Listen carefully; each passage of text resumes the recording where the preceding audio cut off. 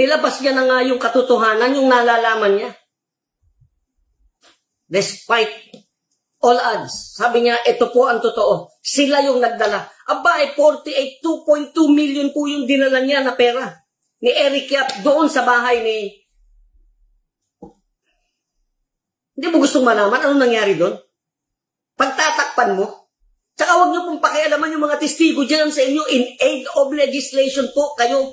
Kung meron kayong batas na nililimpag, assuming na meron, yun ang atupagin nyo. Huwag niyong pakialaman yung mga testigo dahil yung mga testigo yan sa korte. Hindi nyo po yan testigo.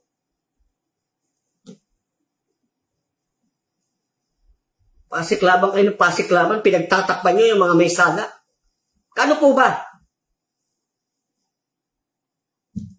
Tigilan nyo po. Huwag nyo pong ganyanin, huwag nyo pong salbahihin ang mga witnesses. Proteksyonan nyo po dahil sila ay umaamin ng kanilang kasalanan. Pero yung pinakamay kasalanan, hanapin natin, panagutin natin, ikulong natin. Nakakapag-init po talaga kayo ng ulo. Nakakadismaya. Sayang ang boto. Bakit kayo nandyan?